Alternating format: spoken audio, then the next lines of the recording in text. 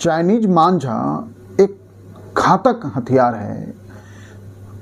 इसे प्लास्टिक मांझा भी कहा जाता है। यह जो है नायलॉन और मेटेलिक पाउडर से बनाया जाता है और इस पे मेटेलिक पाउडर के अलावा ग्लास का पाउडर भी लगा के इसे तैयार किया जाता है। हम सामान्यतः इसे चाइनीज मांझा कहते हैं क्योंकि इस तरह के मांझा चाइना से पहले इंपोर्ट होके आते थे, लेकिन आज इसका लोकल प्रोडक्शन है, लेकिन नाम इसे चाइनीज मांझा ही कहा जाता है। देखिए कि पिछले कुछ समय में दर्जनों लोग इस चाइनीज मांझा से मौत हो चुकी है, दर्जनों लोगों की। मतलब ये मांझा जो है चाकू के वार से भी, इवन गोली के वार से भी ज़्यादा घातक इसे माना जाना चाहिए, क्योंकि गला इतना खतरनाक तरीके से कट जा रहा है कि जिसमें व्यक्ति की तड़प कर कुछ मिनटों में मौत हो जाती है। मैंने गला इतना डीप कट जाता है कि जैसे कि किसी धारदार हथियार से इसे काटा गया हो। अभी शाहजहांपुर में एक पुलिसकर्मी की मिनटों में तड़प कर जो मौत की वीडियोज हैं, दहलाने वाली, दिल दहला देता है वो। तो जहां दर्जनों मौतें हो चुकी हो, एनजीटी ने इस पे प्रतिबंध लगाया हुआ है, क्योंकि यह सार्वजनिक सुरक्षा के लिए भी, वन्य जीव के लिए भी, पर्यावरण के लिए भी, सभी के लिए नुकसानदेह है।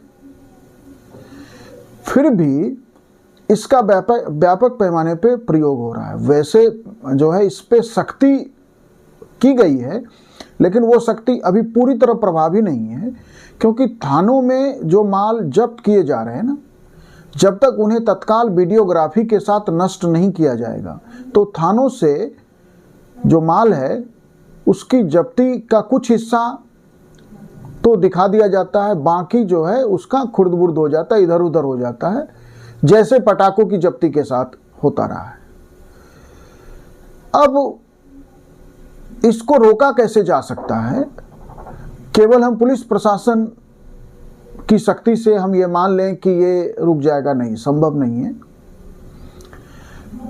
और ये वही समय है जब मकर संक्रांति से लेकर बसंत पंचमी तक पतंगबाजी पूरे देश में खूब चलती है, और खासकर बसंत पंचमी के दिन तो लगता है कि जैसे पूरा देश पतंगमय हो गया है। अब इसे कैसे रोका जा सकता है? तो देखिए, इस संदर्भ में सबसे ज़्यादा पतंगबाजी बच्चे करते हैं, और हम स्कूल को यदि इस अभियान से जोड़ें कि स्कूल को इस संदर्भ में, इससे होने वाले नुकसान, इससे जान के जोखिम के प्रति गंभीरता से जो है उन्हें जागरूक किया जाए। स्कूल में उन्हें स्कूल में यह शपथ दिलाया जाए बच्चों से।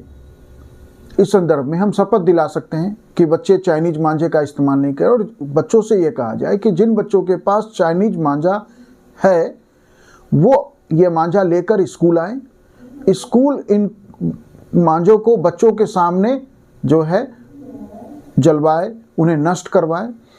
तो इससे क्या होगा कि अंततः एक बात हमें समझना पड़ेगा कि दुनिया में सारे प्रयास के बाद दुनिया का कोई भी देश आज तक ड्रग्स नहीं रोक सका।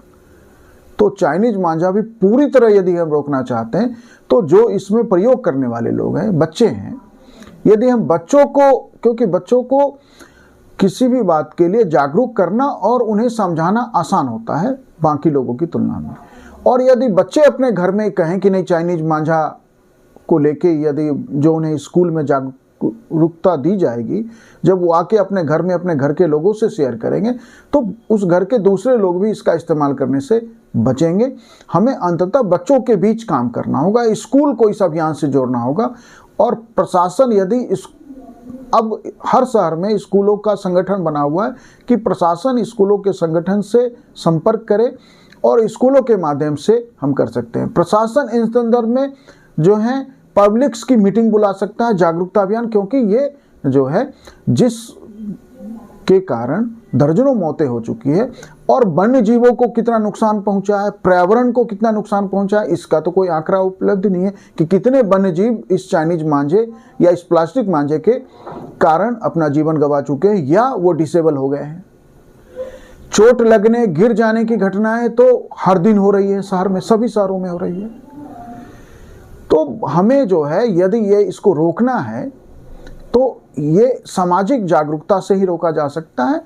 और इसे चाइनीज मांझा कह के हम जो है ये मान ले कि नहीं, ये आज ये लोकल प्रोडक्शन है, हर शहर में सामान्यतः जो है ये मांझा लोकली प्रोड्यूस किया जा रहा है, क्योंकि इसमें मेटेलिक पाउडर और जो है शीशे के पाउडर का इस्तेमाल होता है, और उससे ये मांझा जो है इतना घातक और धारदार हथियार में परिवर्तित हो जाता है कि एक व्यक्ति मान लीजिए बाइक पे, स्कूटी पे जा रहे हैं, साइकिल पे जा रहा है, और जैसे वो मांझा जो है उसके गर्दन के, उसके बॉडी के संपर्क में आता है, मतलब हाथ कट जा रहे हैं लोगों के, और यदि गला कट गया तो खून रोकने की जब तक कोशिश है, इतना तेज तरीके से खून बहता है कि जैसे किसी धारदार हथियार से गला काट दिया गया हो, और व्यक्ति की जो है तत्काल मौत हो जा रही है। कुछ लोगों को बचाया भी जा रहा है।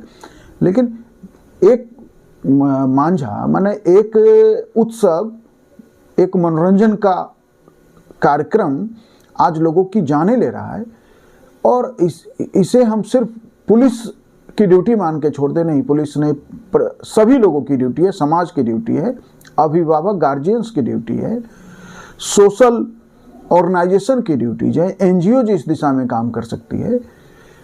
तो मिलके ही समाज जो है इसको, हम सामान्य मांझों का इस्तेमाल करके, कोई पतंगबाजी में ये जो होर है ना पतंग ज़्यादा से ज़्यादा काटने की, उसी को ज़्यादा से ज़्यादा पतंग काटने और लूटने और इकट्ठा करने का जो है, वो एक तरह से ये मानते हैं कि जैसे हमने कोई जितना पतंग काटा उतना मेडल हमें मिल गया।